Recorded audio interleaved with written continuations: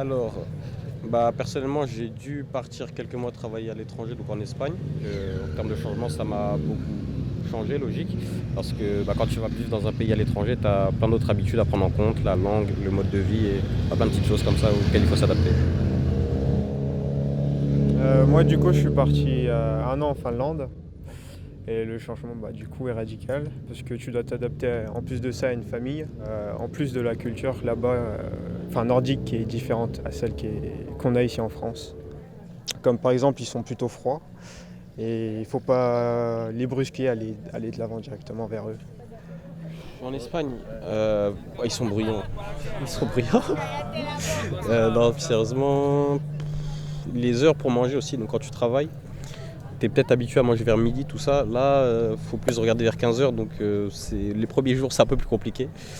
Mais sinon, c'est plus des points positifs. En général, ils sont un peu plus détendus et des choses comme ça. Plus avenants aussi. Donc, ouais, ça reste assez positif dans l'ensemble. Un changement, je sais pas, mais ouais, sûrement à travers des voyages peut-être. Ouais. Bah oui, tu pars 6 mois dans un camion collé avec ta copine et c'est pas forcément simple tous les jours, mais c'est joli aussi. Ouais, t'apprends à vivre différemment, à pas avoir forcément de douche tous les jours, à trouver un endroit pour dormir tous les soirs, à se faire à manger sans vraiment une cuisine, tout ça quoi. On a vécu 7 mois dedans. Après ça c'était en Nouvelle-Zélande, c'était pas en France. Et donc là, depuis, tu vois, dès qu'on peut prendre le petit camion pour un week-end, on le prend et puis on change nos habitudes quoi.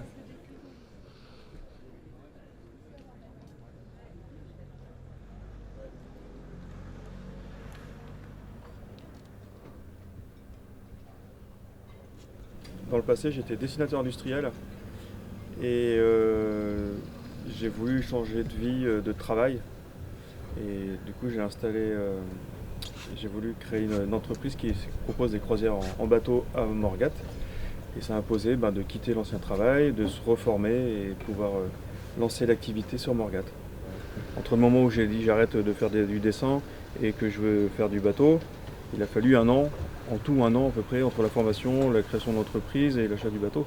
Donc c'est comme du temps où tu as le temps de préparer tout ça sur cette année-là. Et le premier client, évidemment, c'est une satisfaction où tu dis ça y est, j'y suis arrivé, c'est parti, c'est lancé, je vais pouvoir faire ce que j'ai envie de faire et, et profiter de ce que j'ai créé en fait. Là, moi, j'ai pas beaucoup de régularité sur mon temps de travail. Je suis pris, comme ce que je disais, quasiment 7 sur 7.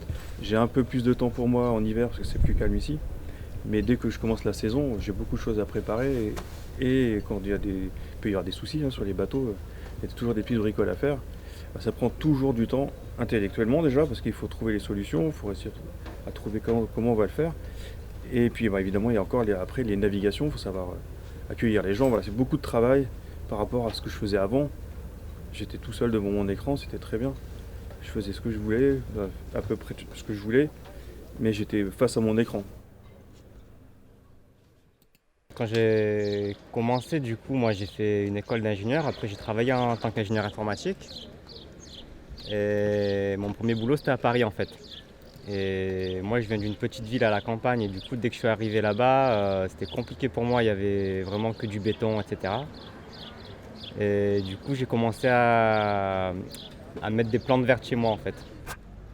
Et ça a commencé en fait comme ça. J'ai commencé à m'intéresser à la culture des plantes. Et après, à me passionner pour tout ce qui était jardinage, etc. Et du coup, quand je suis reparti de Paris, dès que j'ai pu, j'ai pris un petit jardin en fait. Et donc ça m'a de plus en plus passionné. Et après, carrément, j'ai quitté mon boulot d'ingénieur pour essayer de faire du maraîchage en fait. Sauf que bon, après, c'était plus compliqué quand même dans la pratique pour en vivre. Du coup, j'ai fait ça pendant 2 ans et finalement, je suis retourné dans l'informatique.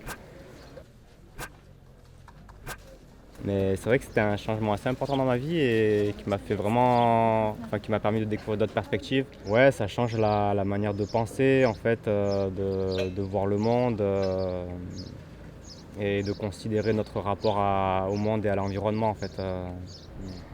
Et là, du coup, j'ai eu un autre changement, en fait, c'est que donc j'en avais marre et un peu par le bouche à oreille, j'ai entendu dire qu'ils recherchaient un professeur, en fait, dans un lycée à côté de chez moi. Et là, du coup, j'ai été professeur de maths en fait pendant 1 an et demi, quoi. Et donc là, c'était encore très différent. Donc j'étais en lycée professionnel avec des élèves des fois assez difficiles. Donc ouais, il y avait des côtés assez durs à vivre. Des fois, c'est les élèves qui te démotivent.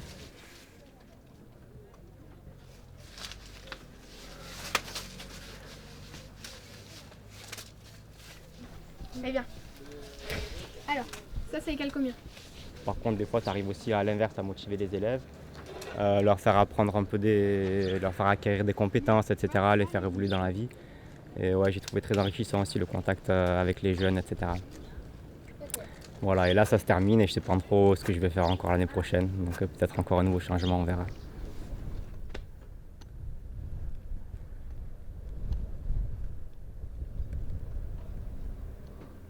Je suis partie de ma passion de la mer, des rochers, des algues, des poissons.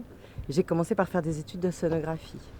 Et pour plein de raisons, ça n'a pas pu aboutir. Donc j'ai eu des diplômes, j'avais tout ce qu'il fallait pour naviguer sur les océans et pour être océanographe. Et la vie m'a apporté autre chose. J'ai fait plusieurs métiers jusqu'au jour où j'ai trouvé le métier que j'avais vraiment envie de faire. C'est le métier de médecin. Entre-temps, j'en ai fait 3 ou 4 différents.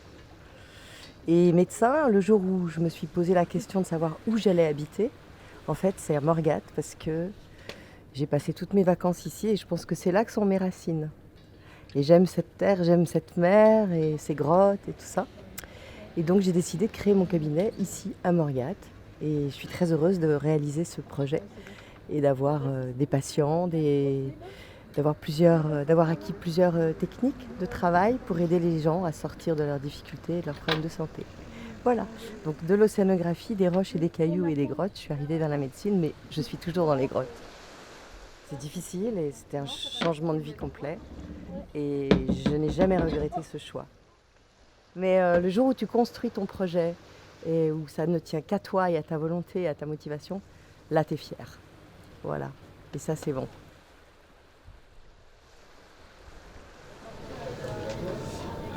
J'ai été diagnostiqué d'une maladie qui s'appelle la spondylarthrite ankylosante. Et en fait, c'est une maladie qui touche les articulations et qui vient les inflammer et petit à petit les souder entre elles. Donc c'est pas très pratique parce que j'ai des douleurs assez violentes et régulières. Et au fur et à mesure, si je gère pas un petit peu cet aspect-là, je risque d'avoir le dos assez bloqué, les articulations qui vont se coincer, etc. Et ça se guérit pas. Ça faisait un moment que je cherchais pourquoi j'avais des douleurs. Et quand on m'a dit enfin ce que c'était, bon, le diagnostic n'est pas hyper agréable, mais au moins je sais ce que c'est. Alors comment ça a changé ma vie ? Ça a fait que je me suis mis au sport de manière très très très régulière déjà. Et surtout j'ai changé toute mon alimentation, parce qu'en fait on ne se rend pas compte, mais quand on ingère différents types d'aliments, on provoque des réactions dans le corps. Et moi, ce qui m'a été conseillé, ça a été d'arrêter tout ce qui contenait du gluten, tout ce qui était à base de produits laitiers, donc le fromage et tout ça, et surtout la viande. Voilà, donc ce qui fait qu'un petit peu du jour au lendemain, je suis devenu végétarien, sans lactose et sans gluten. Et quand on réfléchit un petit peu, ça change beaucoup de choses dans l'alimentation. Et quand en plus on essaie d'allier ça à du sport, ça change pas mal la vie. Et ce qui s'est passé, et ce pourquoi ça a été aussi important, c'est que ça s'est passé pendant le premier confinement, le premier Covid. Donc en fait, à la moitié du Covid, moi ce qui se passe, c'est que j'étais rentré chez mes parents qui mangent de la viande souvent, qui adorent le fromage, tout ça. Et à la moitié du confinement, je leur ai dit, moi c'est stop. Voilà, je mange plus rien de tout ça. Comme ils sont un petit peu plus vieux, ils n'ont pas l'habitude de pas manger de viande pendant les repas ou de pas proposer quelque chose qui va avec le plat pour remplacer la viande, alors que c'est pas forcément obligé. Et moi, ça m'a pas forcément embêté parce qu'en fait, je suis quelqu'un qui aime beaucoup les animaux et ça me dérangeait depuis quelques temps d'en avoir dans mon assiette. Donc ça a été aussi une très bonne excuse pour arrêter de manger des bestioles. Voilà.